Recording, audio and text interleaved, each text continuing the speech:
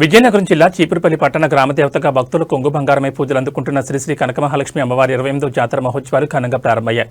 ఈ జాతర మహోత్సవాలకు సంబంధించిన ముహూర్తపు రాటను రాష్ట్ర తెలుగుదేశం పార్టీ కార్యదర్శి రామ్ మల్లిక్ నాయకుడు శాస్త్రోక్తంగా ప్రతిష్ఠించారు.